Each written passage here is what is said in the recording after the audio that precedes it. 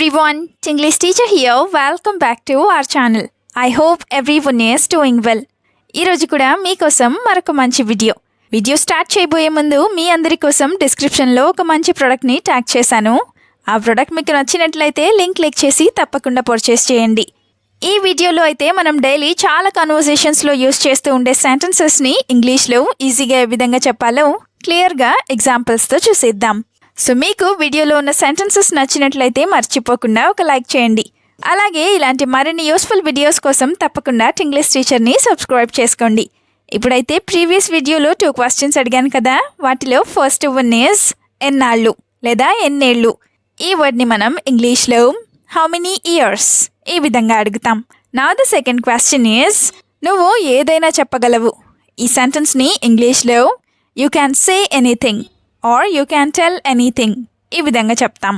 ఇప్పుడు మీకోసం ఈ వీడియోలో 2 క్వశ్చన్స్ ఉంటాయి కదా, వాటిలో ఫస్ట్ వన్ ఈజ్ చేదు అనుభవం. ఇలా అంటూ ఉంటారు కదా, అయితే దీన్ని ఇంగ్లీష్లో ఏ విధంగా చెప్తాం? What do we call this in English? Let me know in the comments. ఇప్పుడైతే మీకోసం సెకండ్ క్వశ్చన్. అదేంటంటే నువ్వు ఎప్పుడైనా వెళ్ళావా? ఇది చాలాసార్లు అడుగుతూ ఉంటారు కదా, సో దీన్ని ఇంగ్లీష్లో ఏ విధంగా చెప్తామో తప్పకుండా కామెంట్ సెక్షన్లో కామెంట్ చేసి చెప్పేయండి. ఇదే విధంగా మీ సపోర్ట్ని ఎప్పుడు కూడా మీ లైక్స్ అండ్ కామెంట్స్ ద్వారా తెలియచేస్తూనే ఉండండి. ఇప్పుడైతే లేట్ చేయకుండా మన వీడియోని స్టార్ట్ చేసేద్దాం. Let's get started. First sentence of this video is నువ్వెందుకు మాట్లాడుతున్నావు. ఎవరైనా మధ్యలో మాట్లాడుతూ ఉంటే ఇలా అంటూ ఉంటారు కదా, అయితే దీన్ని ఇంగ్లీష్లో why are you talking, why are you talking ఈ విధంగా అడుగుతాం. Now the first example is many quarrels were caused by you talking in the middle. Many quarrels were caused by you talking in the middle. అంటే నువ్వు మధ్యలో మాట్లాడటం వల్ల చాలా గొడవలు జరిగాయి, లేదా నువ్వు మధ్యలో మాట్లాడటం చాలా గొడవలకు కారణమైంది అని. Quarrels or conflicts or fights అంటే గొడవలు అని. Another example is why do you speak in the things that happen in our midst? Why do you speak in the things that happen in our midst? అంటే మా మధ్యలో జరిగిన విషయాలలో నువ్వు ఎందుకు మాట్లాడతావు అని. ఇన్ ఆర్ మిడ్స్ట్ అంటే మా మధ్యలో అని. సెంటెన్స్ నెంబర్ 2 ఈజ్ అన్నింటిలో తక్కువ చేస్తున్నావు లేదా అన్నింటిలో తక్కువ అంచనా వేస్తున్నారు ఇలా కూడా అంటూ ఉంటారు కదా. సో దీన్ని ఇంగ్లీష్లో I am being underestimated in everything. I am being underestimated in everything ఈ విధంగా చెప్తాం. అండర్ ఎస్టిమేషన్ అంటే తక్కువ అంచనా అని. ఇప్పుడైతే 2 ఎగ్జాంపుల్స్ని చూసేద్దాం. First one is I don't like strangers talking about me like that. I don't like strangers talking about me like that అంటే ఎవరో తెలియని వాళ్ళు లేదా తెలియని వాళ్ళు నా గురించి అలా మాట్లాడటం నాకు నచ్చలేదు లేదా నాకు నచ్చదు అని. ఇప్పుడైతే సెకండ్ ఎగ్జాంపుల్ని చూద్దాం. అదేంటంటే I under estimated you so much. I under estimated you so much అంటే నేను నిన్ను చాలా లేదా చాలా ఎక్కువగా తక్కువ అంచనా వేశాను అని. సెంటెన్స్ నెంబర్ 3 ఈజ్ నువ్వు మధ్యలో అస్సలు రాకు. ఇలా కూడా చాలాసార్లు అంటూ ఉంటారు కదా, సో దీన్ని ఇంగ్లీష్లో don't come in the middle at all. Don't come in the middle at all or you don't come in the middle at all ఈ విధంగా చెప్తాం. డోంట్ కమ్ అట్ ఆల్ అంటే అస్సలు రావద్దు అని. Now the first example is due to you coming in the middle, quarrels are increasing a lot. Due to you coming in the middle, quarrels are increasing a lot. అంటే నువ్వు మధ్యలో రావటం వల్ల గొడవలు చాలా పెరుగుతున్నాయి అని. Now the example number 2 is I have nothing to do with you, but why are you fighting with us? Or I have nothing to do with you, but why are you fighting with me? అంటే నీతో నాకు అసలు ఎలాంటి సంబంధము లేదు, కానీ నువ్వు నాతో లేదా మాతో ఎందుకు గొడవ పడుతున్నావు అని. I have nothing to do with you అంటే నీకు నాకు ఎలాంటి సంబంధం లేదు అని. సెంటెన్స్ నెంబర్ 4 ఈజ్ నీకు నాతో ఉన్న సమస్య ఏంటి లేదా నీకు నాతో ఉన్న ప్రాబ్లం ఏంటి ఇలా కూడా అంటూ ఉంటారు కదా, అయితే దీన్ని ఇంగ్లీష్లో what is your problem with me. What is your problem with me ఈ విధంగా అడుగుతాం. ఇప్పుడైతే ఫస్ట్ ఎగ్జాంపుల్ని చూసేద్దాం. Every time I see you, you are behaving very strangely. What is your problem with me? Every time I see you, you are behaving very strangely. What is your problem with me?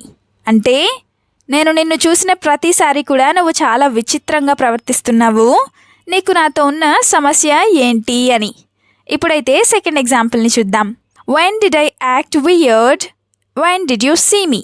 Or when did I act weird and when did you see me? అంటే నేను ఎప్పుడు విచిత్రంగా లేదా వియర్డ్గా behave చేశాను, నువ్వు నన్ను ఎప్పుడు చూసావు అని. సెంటెన్స్ నెంబర్ 5 ఈజ్ నువ్వు అన్నది ఖచ్చితంగా తప్పే. ఇది కూడా చాలాసార్లు అంటూ ఉంటారు కదా. సో దీన్ని ఇంగ్లీష్లో you are definitely wrong, you are definitely wrong ఈ విధంగా చెప్తాం. ఇదే సెంటెన్స్ని what you said is definitely wrong ఇలా కూడా చెప్పచ్చు. Now the first example is how can you say that words that I think are wrong so correctly? How can you say that the words that I think are wrong so correctly? అంటే నేను తప్పు అనుకున్న వాటిని నువ్వు correct అని ఎలా చెప్పగలవు అని. Now the second example is everyone who talks to you curses you or everyone who talks to you scolds you. అంటే నీతో మాట్లాడే ప్రతి ఒక్కరు కూడా నిన్ను తిడతారు అని. curses or scolds అంటే తిట్టడం అని. సెంటెన్స్ నెంబర్ 6 ఈజ్ నీ టైంని సరిగా వాడుకోవడం లేదు ఇలా కూడా అంటూ ఉంటారు కదా. అయితే దీన్ని ఇంగ్లీష్లో you are not using your time properly, you are not using your time properly ఈ విధంగా చెప్తాం.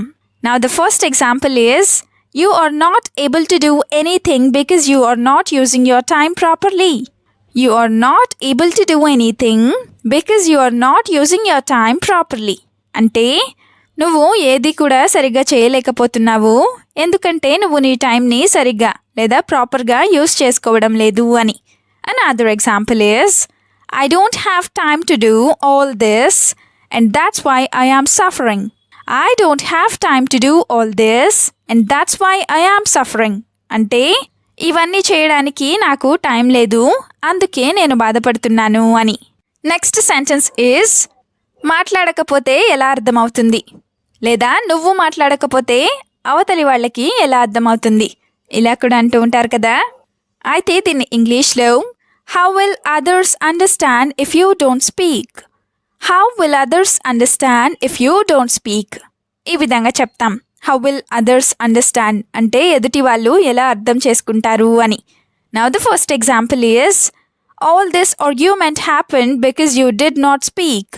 All this argument happened because you did not speak అంటే నువ్వు మాట్లాడకపోవడం వల్లే ఈ ఆర్గ్యుమెంట్ లేదా ఈ వాదనంతా జరిగింది అని. Now the second example is open your mouth now and talk about what happened. Open your mouth now and talk about what happened అంటే నువ్వు ఇప్పుడు నీ నోరు తెరిచి ఏం జరిగిందో మొత్తం చెప్పు అని. Now the last sentence is నీకు నచ్చినట్లు మాట్లాడకు లేదా నువ్వు ఇష్టం వచ్చినట్లు మాట్లాడకు. ఇది కూడా చాలాసార్లు అంటూ ఉంటారు కదా. సో దీన్ని ఇంగ్లీష్లో don't talk like you like or don't talk as you like ఈ విధంగా చెప్తాం. As you like or like you like అంటే నీకు నచ్చినట్లు లేదా ఇష్టం వచ్చినట్లు అని. Now the first example is know who you are talking to and don't just talk like you like it. Or know who you are talking to and don't just talk as you like it. అంటే నువ్వు ఎవరితో మాట్లాడుతున్నావో తెలుసుకో, అలాగే నీకు నచ్చినట్లు లేదా ఇష్టం వచ్చినట్లు నువ్వు మాట్లాడకు అని. Now the example number 2 is no one likes your words, not just me. Or not just me, no one likes your words. అంటే నేనే కాదు నీ మాటలని ఎవ్వరూ ఇష్టపడరు అని. నో వన్ లైక్స్ అంటే ఎవరు కూడా ఇష్టపడరు అని. వీడియోని ఎండ్ వరకు చూసినందుకు థ్యాంక్ యూ సో మచ్. వీడియోలో ఉన్న సెంటెన్సెస్ అన్నీ తరచూ ప్రాక్టీస్ చేస్తూ ఉన్నట్లయితే you will become a better and fluent English speaker. ఈ వీడియో మీకు ఏ విధంగా అనిపించిందో మీ ఫీడ్బ్యాక్ని మాత్రం తప్పనిసరిగా కామెంట్ సెక్షన్లో కామెంట్ చేసి చెప్పండి. We'll meet you again with the useful and interesting video. Until then, keep learning, keep practicing and keep supporting Tinglish Teacher. Have a good day. Bye-bye.